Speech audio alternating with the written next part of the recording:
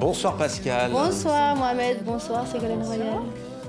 Pascal, donc, Oui. Angèle, pourquoi ce choix?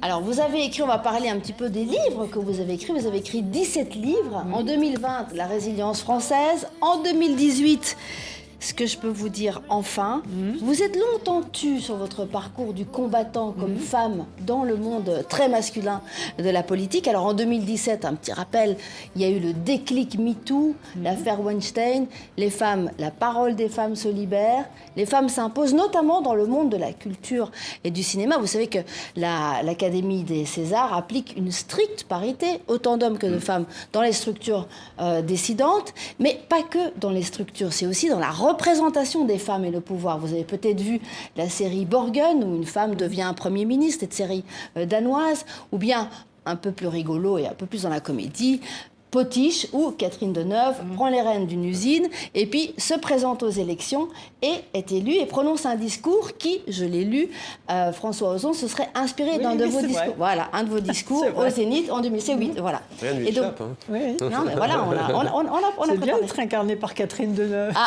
il y a pire. Il y a pire. J'en viens à ma question. Dans l'introduction de votre livre, ce que je peux enfin vous dire, vous dites que ça a été violent. Des hommes vous ont encouragé à raconter cette violence pour leurs sœurs, leurs filles, leurs femmes. Oui. Qu'est-ce qui a été violent? Ça a été violent, mais je raconte avec précision les violences que l'on subit en tant que femme dans l'exercice du pouvoir, parce que les hommes considèrent que le pouvoir leur appartient, que nous sommes des intruses en politique. Donc il y a à la fois les insultes physiques, il y a la suspicion, il y a éternellement la mise en cause de la compétence, voire de la santé mentale. Et quand je reprends la liste que je donne mot à mot, non seulement pas des insultes dans les cercles privés, de ce qui a été publié dans la presse, dit officiellement, ça avait commencé par Laurent Fabius, mais qui va garder les enfants quand j'ai été candidate, 2007. Ah. et puis tout. Donc cette liste, il y a 4 pages très précises. Je ne donne pas les noms, par charité, j'imagine, mais je les ai. Mais vous lui avez dit quoi, Laurent Fabius, lorsqu'il avait dit ça? Sincèrement, qu'est-ce qu'on dit? Rien, on est en état d'abord de sidération, et surtout, on s'impose la loi du silence, c'est ça que je décrypte, Oui. et c'est ça qui est en train de changer. C'est-à-dire que, par exemple, dans une commission de l'Assemblée, quand je suis déjà mère de famille, je suis élue pour le député des Deux-Sèvres, j'ai été ministre, enfin, je suis quand même, j'ai fait mes preuves politiques, je suis traitée de vache folle, parce qu'il y a une commission d'enquête sur la vache folle et sur les farines animales. Personne ne bouge. Même les hommes députés de mon groupe politique ne bougent pas. Donc, et aujourd'hui, ça ne serait plus possible, je pense. Qu'est-ce qui a changé?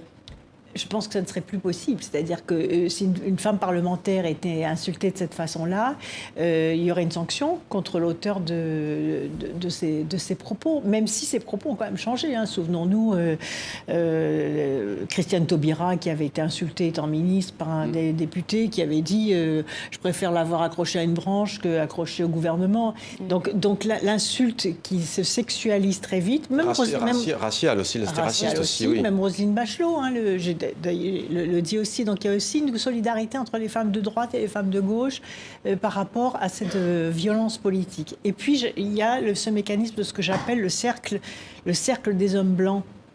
C'est-à-dire que les hommes vont faire bloc contre une femme considérée comme une intruse ou comme quelqu'un qui ne correspond pas à la norme du cercle des hommes blancs réputés hétéros.